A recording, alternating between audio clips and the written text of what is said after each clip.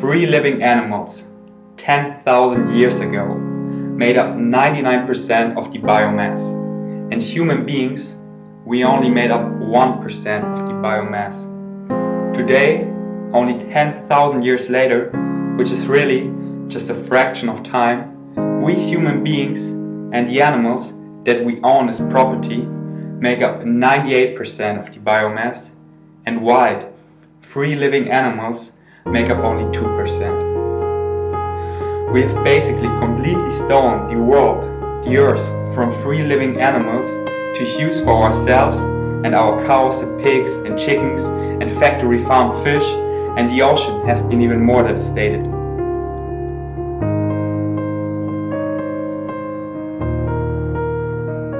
If you are like I am, then you deeply care about animals, our environment, the ocean, fresh air, and the sake of our planet, on which we highly depend on, our future.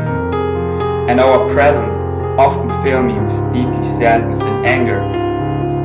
I'm talking about the slaughtering of innocent animals that is happening every single day in mass that you cannot even possibly imagine.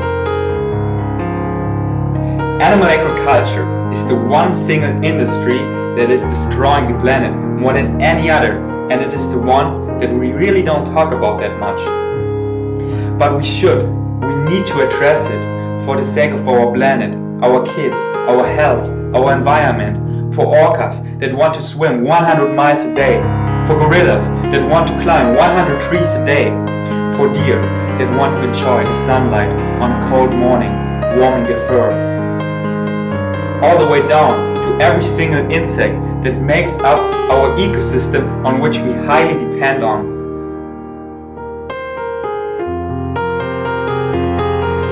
But it's all threatened by the destructive environmental impact of animal agriculture. It is the elephant in the room. It occupies 45% of Earth's land. It causes 91% of Amazon destruction. It is the leading cause of species extinction, the leading cause of ocean dead zones, leading cause of habitat destruction. And animal agriculture consumes 1/3 of all fresh water. Animal agriculture is by far the biggest offender of every single category I just mentioned. Point blank, our industrialized system of factory livestock harvesting is just unsustainable. It is killing us, it is killing the planet, and it is time to embrace this reality and redirect before it is too late.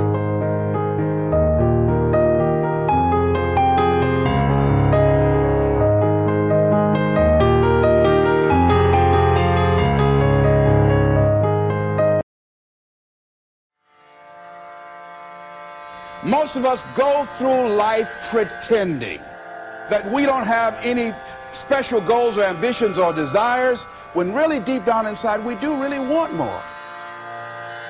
We block ourselves and we use these words almost like we're in a trance, like we're sleepwalking through life, that we find ways to cancel out our dreams, that a lot of things that we want to do, a lot of places we would like to go, a lot of things we would like to experience, and we just stop at but. But will cause you to hide out behind fear. But will cause you to come up with all type of excuses that you can validate your inaction and not acting on your dream. But is a dream killer. But most people, you know what they do? Most people go through life quietly and safely tiptoeing to an early grave. We've been holding back. We have ideas that we don't act on, things we want to do. We're afraid to take chances. See, a lot of people say no to things and they don't even know what they're saying no to. Don't allow but to keep you in the corner. There are a lot of people who say, but I tried once or twice and it didn't work out. And so they use that as an excuse not to ever come out again. Even if things don't work out, even if I experience defeat, a failure, that does not make me a failure. It's a difference between failing and being a failure. If things don't work out, if you don't produce the results you want, that's all. But don't confuse who you are with the results that you produce. Do what you can, where you are with what you have, and never be satisfied. Yeah, don't get satisfied with yourself. Always know that wherever you are, you can enjoy more, that you deserve more. Why don't you decide now that you're going to expand your world, that if other people can learn, you can learn too? See, if you're working on your dream, sure there are going to be times you're going to want to give up. Sure there'll be times in life will knock you down and catch you on the blind side. But the challenge is to hold on. And if you hold on tenaciously, I say the universe is on your side. See, if you don't decide to act on your dream, if you don't decide to make a decision to live your life, if you don't decide to step into your fears, if you don't decide to say yes to your life, it will never work for you. You've got to live what's in you. Life is just too short and unpredictable. But what do we say? But there'll always be tomorrow. Oh no. There's no guarantees you're going to show up tomorrow. Always something there to build a case on why you can't move on, why you can't grow to the next level, why you can't begin to manifest your greatness, why you can't begin to live life on your terms. That you're going to say, it's not worth it? Yes, that's going to be right there for you. It's going to be in your face, telling you to go back. So if you want to do something, if you thought about something you want to do, take it head on. Life will never be the same again. Live your dream.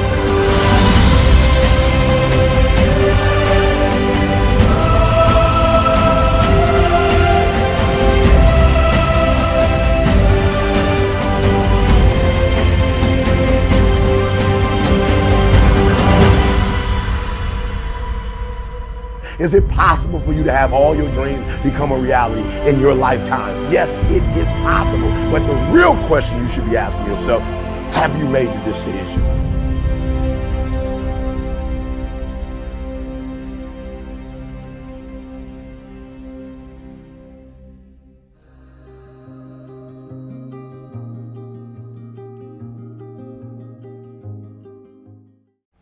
Before April 1954, the common belief, the universal belief, because it had been tried again and again and again and people had failed, the belief was that man was not physically capable of breaking the 4-minute barrier, that he could not run a mile in less than 4 minutes. When something happens to them, they begin to believe that that's the way it is. That's the way it's always been, and they can't see the possibility of it being any different. 250 yards to go and Bannister takes over. Watch his giant stride take him to the front as he races the last lung-bursting furlong. Roger Bannister came along, and he broke the 4-minute barrier.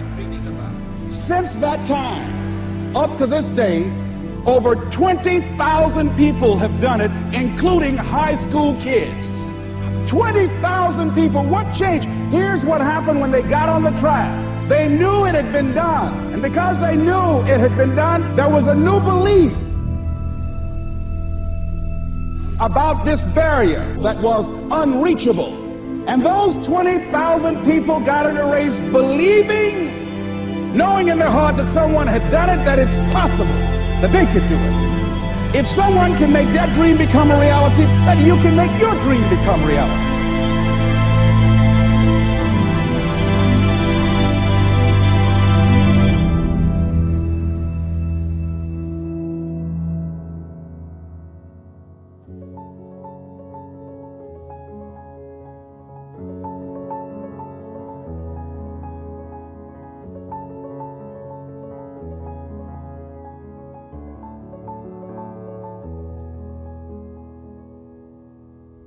Eyesight and mindsight.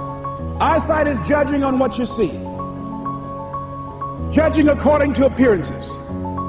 But mindsight is how you interpret what you see. One guy said, it's not possible, it's over, I'm finished. I can't do it. I can't make it. He surrendered. I've faced rejection again and again. I'm not going anymore. There are no jobs out there. But this other guy, he felt that in spite of the no's and rejections, in spite of how bad the economy is, in spite of what the newspapers are saying, that it's possible that somebody somewhere will give me a job. He just kept going, thinking it was possible. And guess what, ladies and gentlemen? That's what we have to do with our dreams. Because things happen to you in life that you can never, ever anticipate. And many times when those things happen, you want to give up. Easy is not an option. It's hard living. Life is hard. See, it's hard when you are 49 years old, been working on a job for 17 years, and they come in and tell you you're finished and give you 1 week severance pay. And you got to start all over again. It's hard handling just the tragedies of life. It's hard.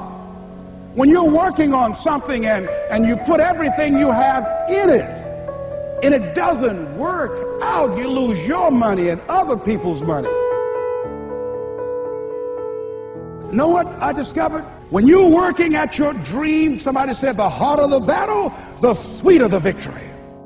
It's good to you. Why? See, what you become in the process is more important than the dream. That's far more important. The kind of person you become, the character that you build, the courage that you develop, the faith that you're manifesting. Oh, it's something that you get up in the morning, you look yourself in the mirror, you're a different kind of person. You walk with a different kind of spirit. You've got to have that kind of courage, that type of determination. If you want to make it happen, it's you. But you've got to take personal responsibility to make it happen. You must have faith. You've got to believe in yourself. You've got to believe in your abilities. You've got to believe in your service, your company, your ideas, unquestionably.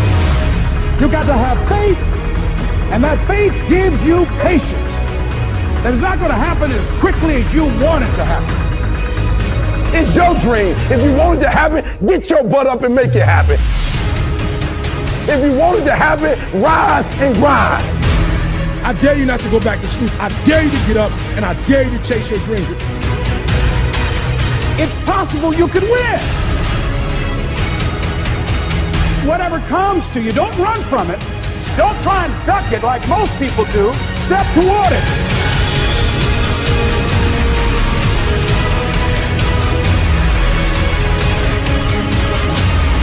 You want to make your dream come true, you got to stay focused. Some people rather get even than get ahead. Stay focused on where you want to go.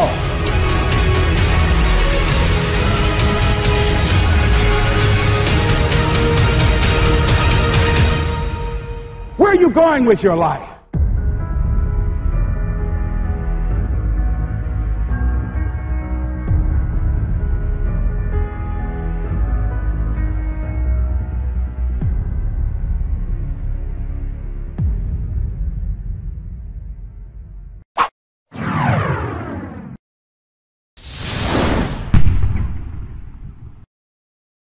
You heard me tell the story with the lion and gazelle. You still stuck. You're a gazelle. You are a gazelle.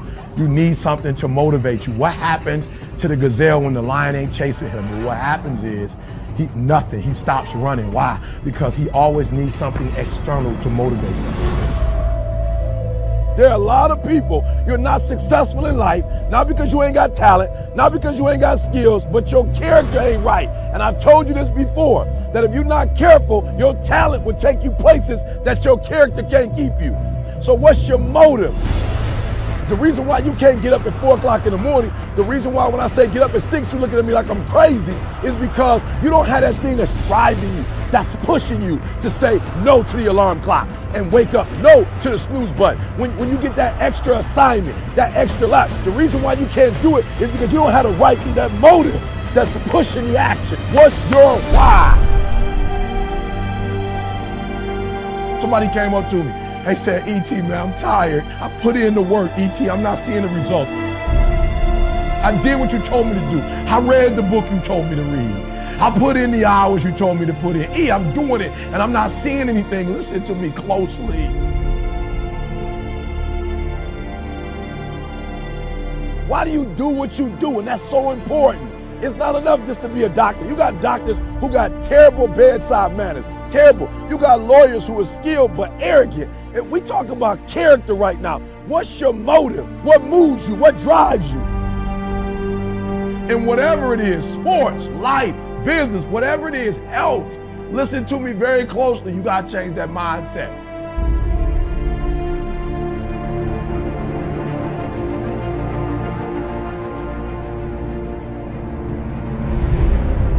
Even in your action, while your action is good, you've got to ask what drives it, what guides it, what moves it, what's the spirit behind it, what's the reason behind it, what's the purpose behind it.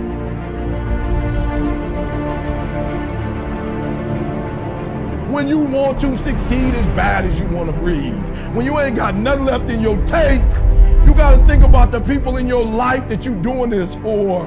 And then if you could think about them, you could go one more mile. You could go one more day at work.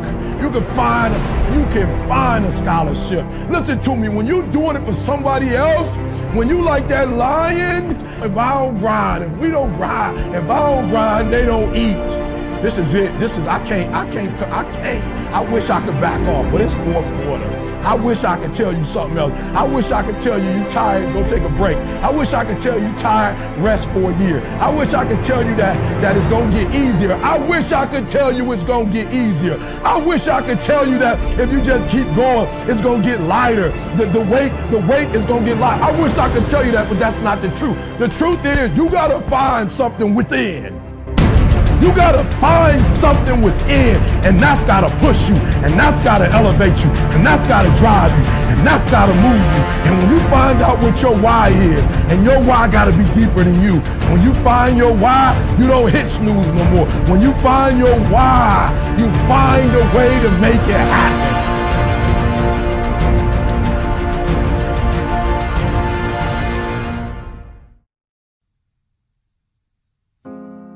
We have, as humans, we have something that no animal has. And what it's called is imagination. And what imagination allows you to do, it allows you to see it before it actually happens. What I mean by that is I need you to go 10 years into the future, 20 years into the future, and I need you to see yourself actually becoming the person you want to be.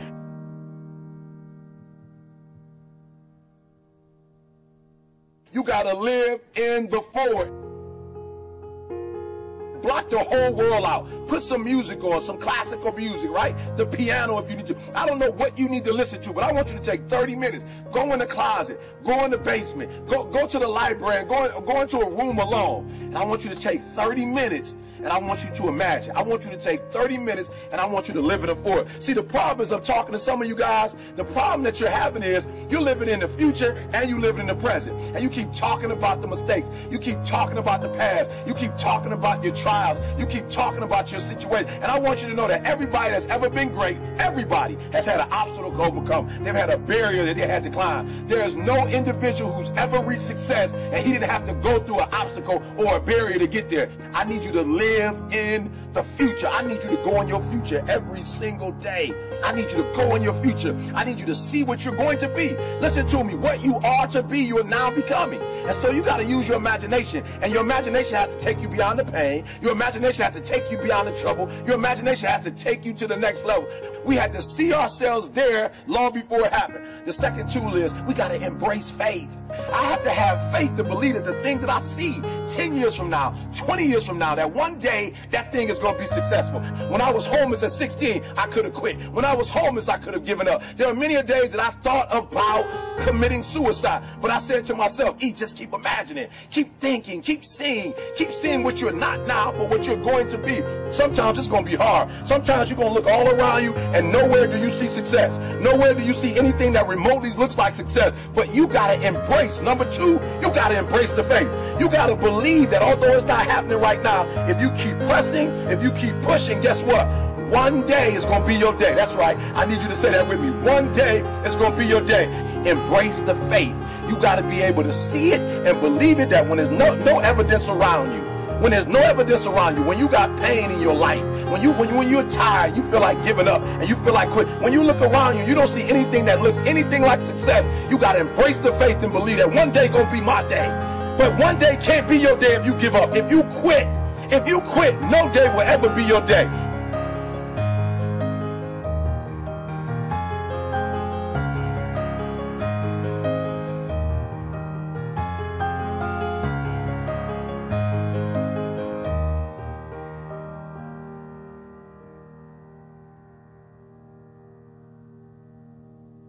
I want you to fail forward.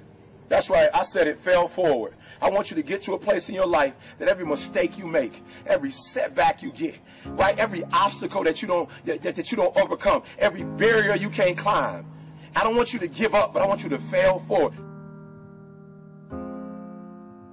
You got to learn from your mistakes. That every mistake you make, you fail a class, get back up and try again. You lose a job, get back up and try again. You put all your money in investment, get back and try it again. If you start a business and it don't work, don't stop, don't quit. Fail forward. Learn from each and every one of your mistakes. Don't quit, don't give up.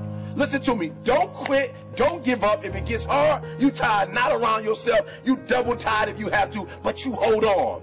But I want you to know you will never reach your goal. You will never reach your dreams if you don't use your imagination.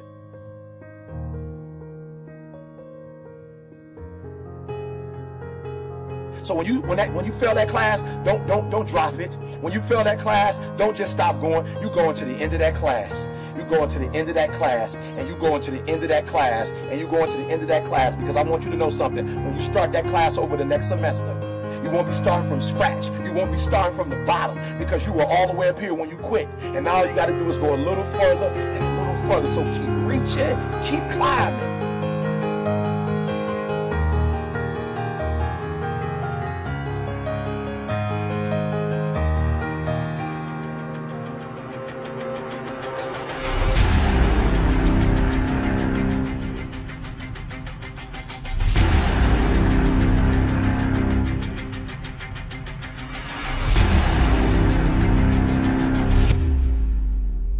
But it started with a vision.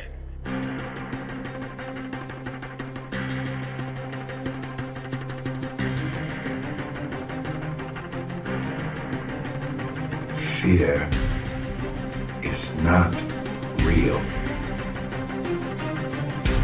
The only place that fear can exist is in our thoughts of the future. It is a product of our imagination, causing us to fear things that do not at present and may not ever exist. Fear is a choice. Only those who risk going too far can possibly find out how far one can go. I want your dream to be so clear that when you wake up in the morning, all you got to do is step in your dream. And the first step for me was seeing something I was not before I was. You can do it. Where you are is temporary. You will not be there for the rest of your life. I don't care what happens in your life. I don't care what it looks like. I don't care where you are. Every single day you wake up, if you're going to have energy, if you're going to have passion, if you're going to have drive, every day you wake up, you got to start with that vision.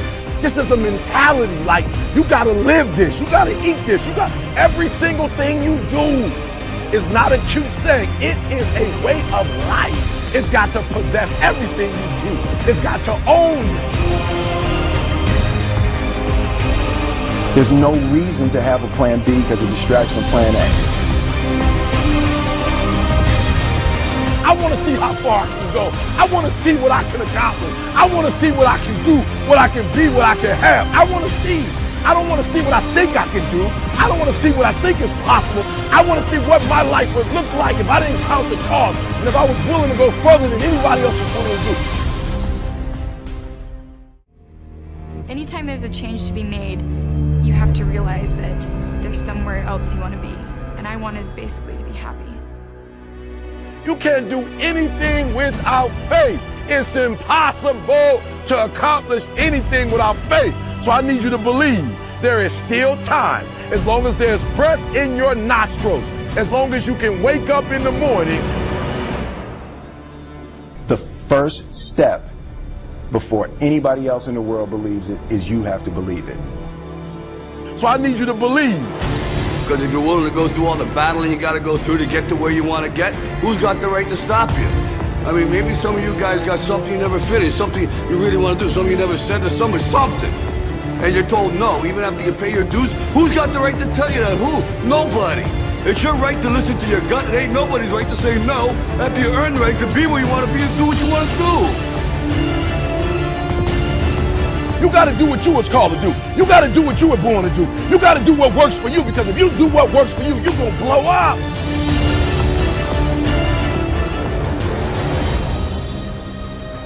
It's in your DNA. It's who you are.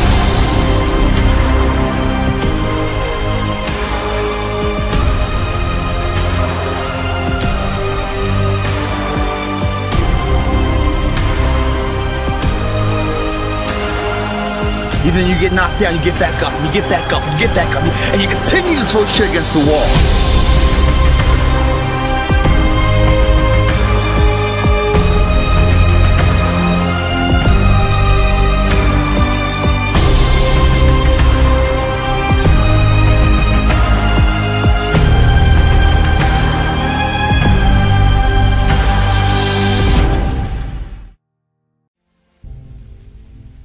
I'm sorry.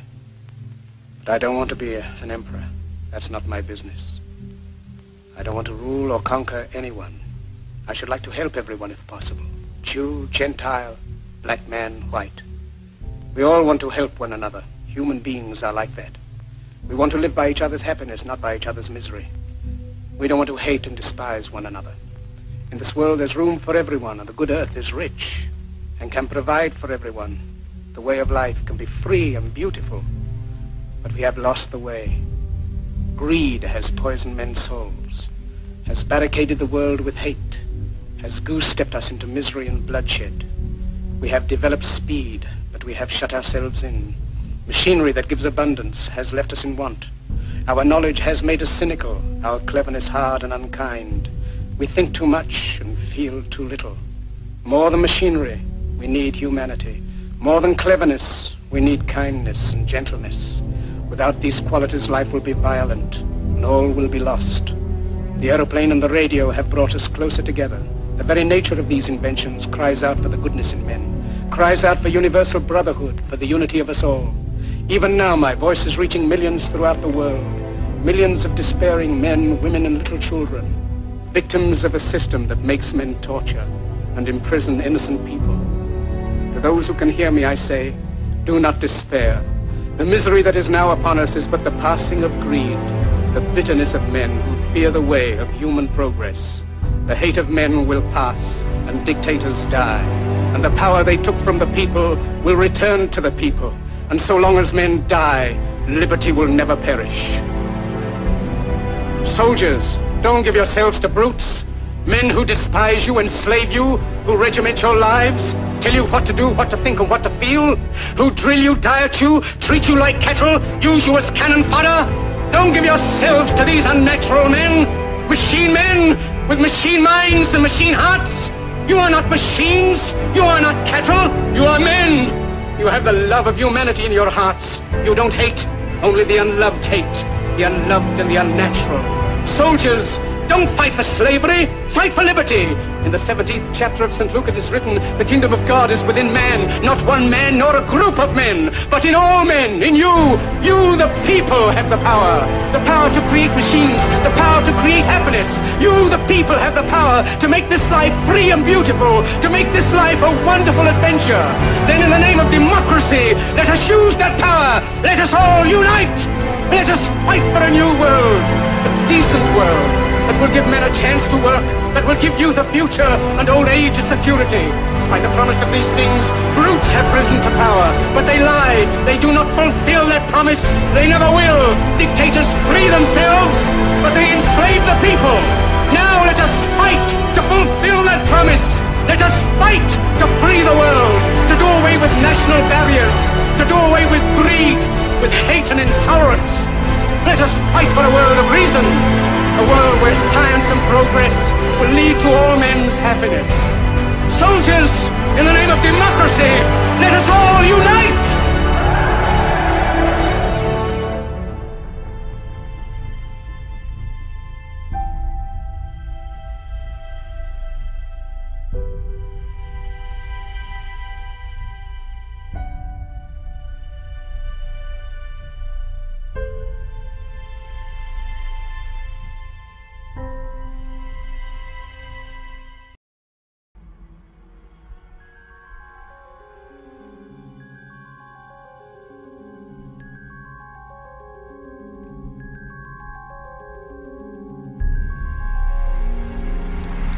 My college career was over.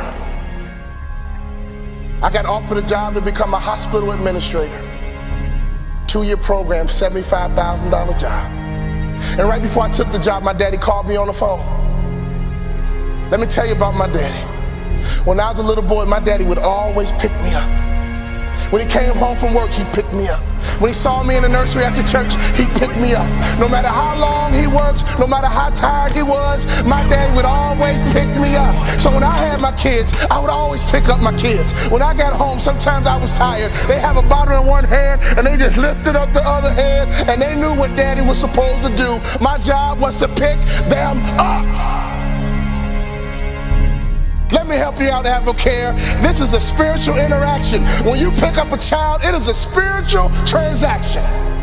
When you pick up a child, you change their perspective. When you pick up a child, all of a sudden they can see the world the way you see it. I don't care what your children have done, there is nothing they can do for you to stop picking them up. Well, my daughter's a drug addict, I don't care, pick her up.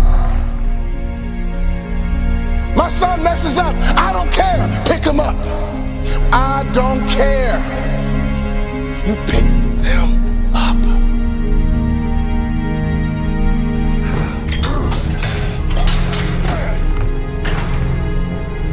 That is your job, mama. That is your job, daddy. That is your job, grandma. That is your job, granddad. Your number one job is to pick them up and change their perspective. My saddest day, one day, my daddy looked at me and he said, boy, you too big. I can't pick you up anymore. But when he couldn't pick me up physically, he would pick me up emotionally. He would pick me up spiritually. I had a great dad because he would always pick me up. He would always change my perspective. So my daddy called me on the phone, he asked me a question. He said, son, you had a tough year, what's next? I said, Dad, I'm gonna be a hospital administrator. He said, not bad, but let me ask you a question, son. Do you believe you're an NBA player?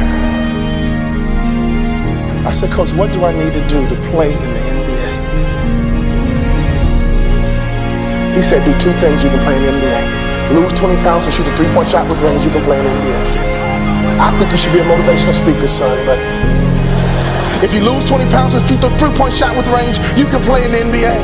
I lost 20 pounds, and every day I would shoot 500 shots a day, every single day. I got invited to training camp with the Dallas Mavericks, and not only did I make the team, I became the first ever undrafted rookie free agent in the history of the Dallas Mavericks to start opening night.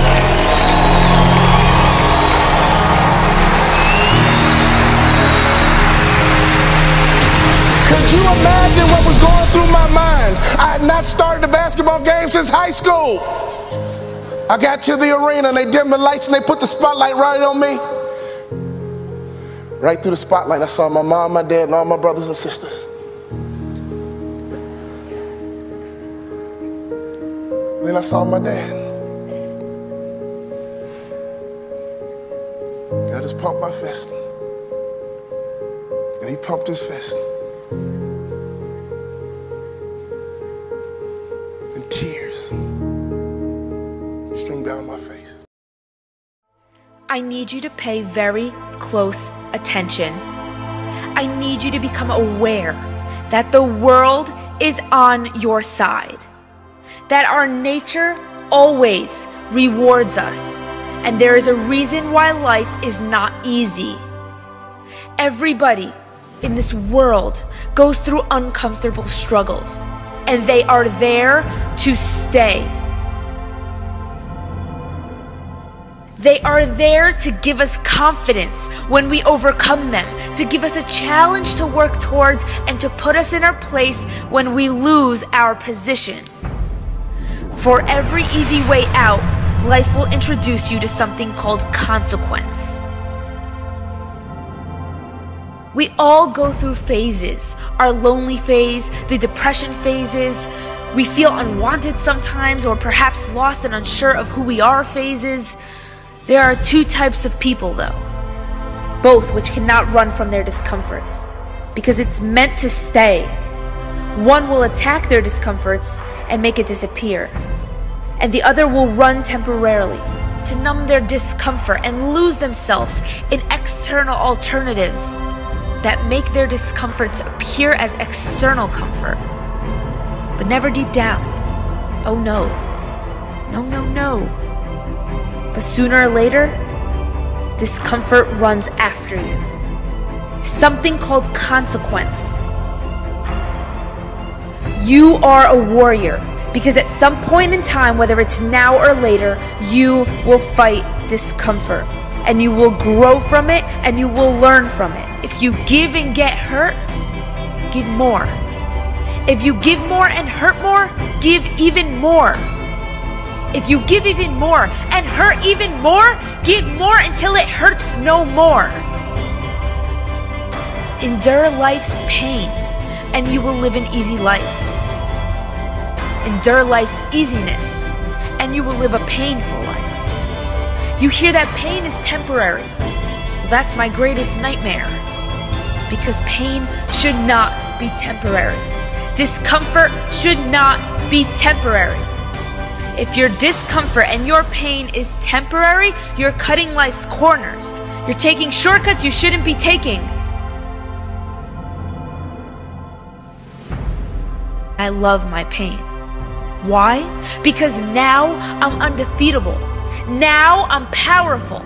Now I embrace my pain, because now I can help you with your pain.